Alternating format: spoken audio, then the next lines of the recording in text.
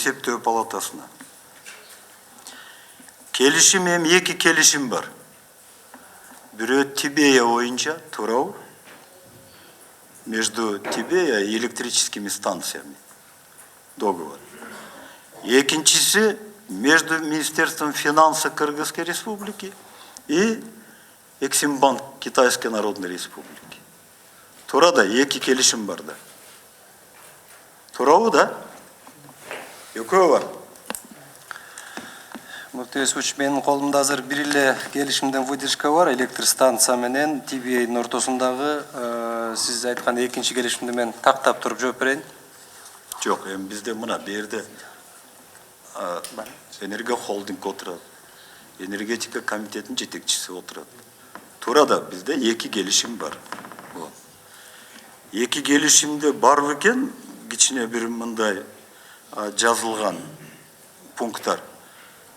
Кытай тарапты биз аудит кылганга акыбыз барбы?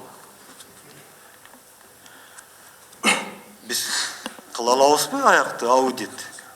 Бизди киргизеби Кытайга? Эксимбанктын конторасына.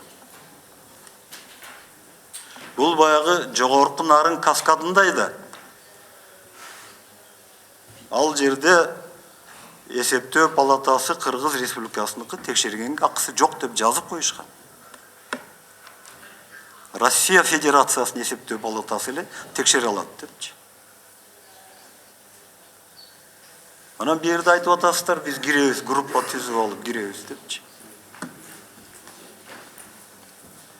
Кантип текшересиңер аны? Эгерде ал норма бар болса да бар экен, келишимде мына бул пунктта бар. Биздин Есептөө палатасы текшергенге укугу бар деп айта аласыздарбы?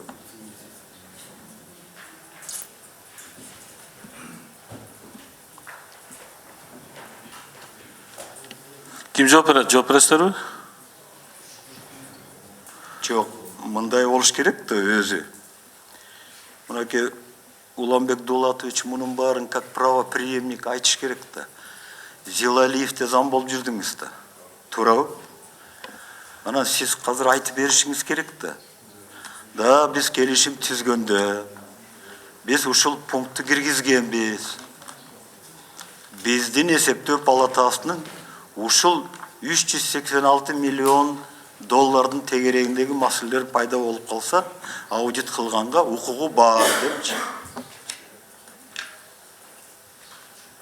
Урматтуу Муктарбек Юсупович, Жок, барбы жокпу деп эле айткыла конкретно эле. Укугу барбы? Прямой норма жок. Иә. Прямой норма жок. Так. Ошон үчүн айта албайм, барбы мүмкүнчүлүгү же жокпу. Прямой норма жазылган эмес. Жазылган эмес. Кытай кандай булар кайсы аудиторун жөнөтүшөт анда? Документтин баары ошол жакта да. Алар акчаны ошол жактан эсептеп бөлүшүп, товар менен жиберип атышпайбы? Туурабы? Оборудование келип атат да. Ал анан кийин биздин аудитор жигиттер кайерге барып, кайсы товар, кайсы заводду кыдырып жүрмөк беле. Стыковка кылабыз депчи.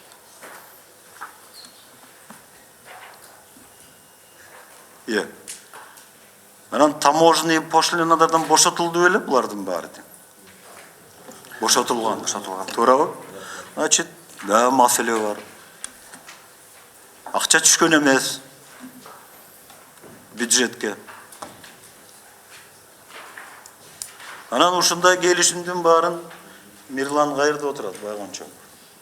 Мына абдан качып кетип калды. Жок, мынакей. Анан Минфин кол коюп атат, анан ратификация кылабыз деп. Соглашениени. Кана Кыргыз мамлекетинин кызыкчылыгы кандай?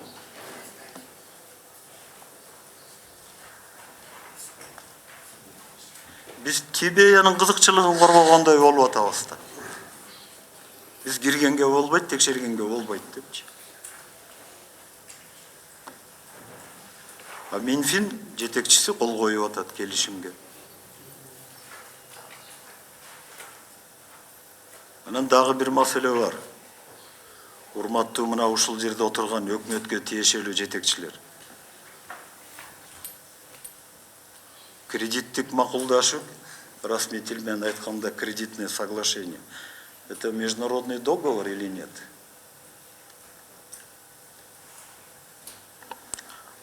Есть же такое понятие, международный договор.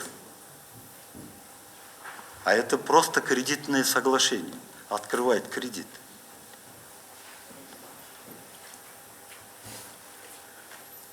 Ал мейлі насосқа тияқпайаққа тиішпейлі қойылы. Біз қазір мында бір екі мәселені шешіп алышыбыз керек та. Бізден Қауіпсіздік комитеті қантып аяғына шығарады. Мына бізден урмат депутат Аида Қасымәлиева сұрау бергендей. Қантып аяғына шығарады. Қанша аяқ? Шығара алышпайды. Мүмкіншіліктері жоқ. Кері албайды алның текшергенге. Анткени барын біз конституция менен, андан кийинки мыйзам менен барын кыскартып салганбыз.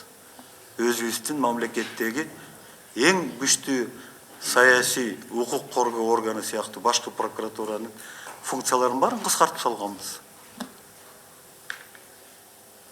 Эки жак аралашпасын депчи. Барын АКС деген кызматка берип салганбыз.